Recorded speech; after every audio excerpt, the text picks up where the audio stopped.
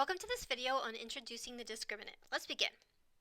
In the previous video, we will work through three different examples using the quadratic formula to find the roots or zeros of a quadratic equation. Let's go back and figure out how many unique real solutions each of those examples had. So if we go back to example 1, here are our solutions. As you can see, there are two real unique solutions. So let's fill that in. So example 1 had two real unique solutions. So now let's look at example 2. Here are the solutions for example 2. Notice the presence of I. Remember, I is that imaginary number, which is the square root of -1. Therefore, we have two complex solutions. So since there are two complex solutions, that means that there aren't any real solutions. So we have an example of 0 real solutions, or two complex solutions, in example 2. So then last but not least, let's look at example 3. Okay. In example 3, we have a single real solution. And this is sometimes called a double root, and this happens because, remember, the value under the radical ended up being 0. Okay, so again, in example 3, we saw an example of a single real unique solution. So let's talk about the discriminant, right? I told you that this video was about the discriminant, and I haven't even started to tell you what it is. Well, as you know, this is the quadratic formula, -b plus or minus the square root of b squared minus 4ac all over 2a. So the part of this that is the discriminant is b squared minus 4ac.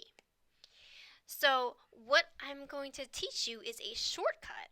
So if you just evaluate the value under this radical, or the discriminant, if you just evaluate the discriminant, it will tell you how many solutions your quadratic is going to have. For example, right?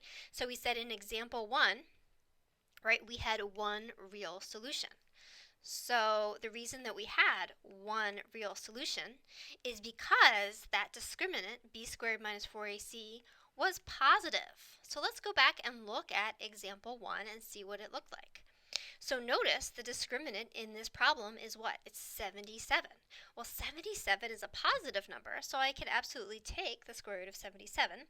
Now, of course, it's going to give me an irrational answer, not a rational answer, but that's okay, right? So that is why in that slide, right, in example 1, okay, we have two unique solutions, which are real. Okay, because the discriminant is positive. Again, it makes sense because I can take the square root of a positive number, right? That is going to give me a real answer. Okay, another possibility is that b squared minus 4ac is less than 0, right? And we saw that in example 2, right? So let's go back and look at example 2. Okay, so here you can see, right, we have I. Well, where did that I come from? Well, very simply, the I came from the fact that we're trying to take the square root of -7. Okay, so, oops, sorry. Right, so if we have a discriminant that is negative, we're going to get two complex solutions, right? Or in other words, we're going to get 0 real solutions. Okay, and then last but not least, we saw in that third example what happens if b squared minus 4ac, if that discriminant is exactly 0.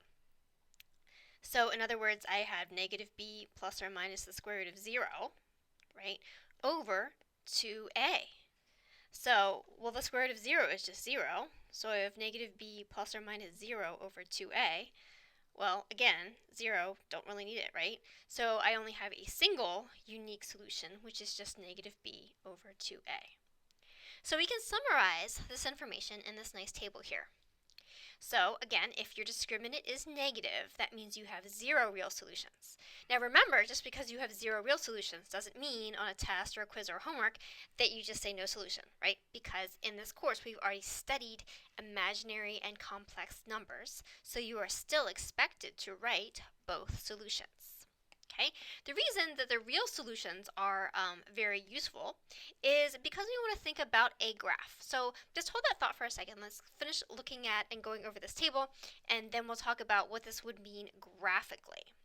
Okay, so again, if you have a negative discriminant, right, that means that you have no real solution. And again, if you look at the value of the quadratic formula over here, right, I would have negative b plus or minus some imaginary number divided by 2a. Okay, so again, the presence of that imaginary number makes the both solutions complex, right? There's a real part and an imaginary part. Okay, then let's look at one unique real solution, right? So that's if my discriminant is exactly 0, and we saw that on the previous page. If I have plus or minus 0, again, that just gives me negative b over 2a. Okay, because again, the discriminant is 0. Okay, and again, we saw that in example 3.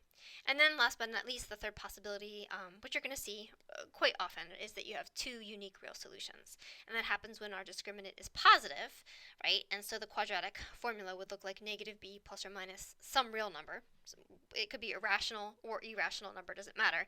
But it's a real number, so that's why we get 2 unique real solutions.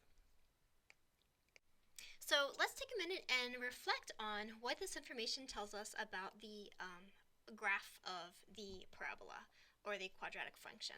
Okay, so 0 real solutions. So remember what we're trying to find, right? This whole process of evaluating the quadratic formula, we are finding the roots, or sometimes they're called zeros, right?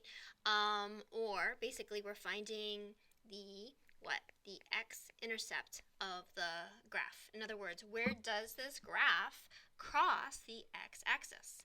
So here's the x-axis, right? So if I have 0 real solutions, what does that look like?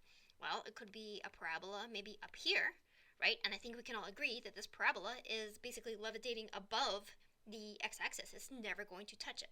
So even though mathematically I make you show these complex solutions and evaluate it instead of just writing no solution, right? We know that graphically it's never going to touch the x-axis. You could also accomplish the same thing by putting the parabola down here, right? So again, this parabola is downward facing, and you can see that it is all of the points, all of the values on the graph are below the x-axis. So again, that would never touch the x-axis. Okay, so graphically, that is what your quadratic function or your parabola would look like if there are 0 real solutions. And of course, I mean, they could be located anywhere along here. The idea is just that they never touch the x-axis one way or the other. Okay, graphically, what would one unique real solution look like? Well, it could look like this, where the vertex of the parabola lands exactly on the x-axis, right? That would give you exactly one unique solution, right? And of course, it could also be downward facing, like that. And again, the vertex would land on the x-axis. Okay, and then last but not least, if we have 2 unique real solutions, right?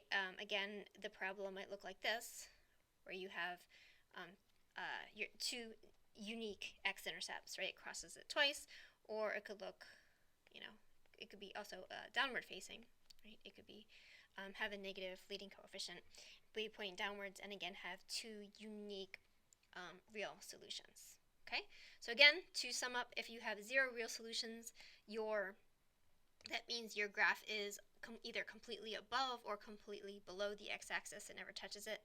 If you have 1 unique real solution, that means your vertex lands one way or the other on the x-axis. And if you have 2 unique real solutions, that means that you have 2 different locations where your parabola or your quadratic function crosses the x-axis.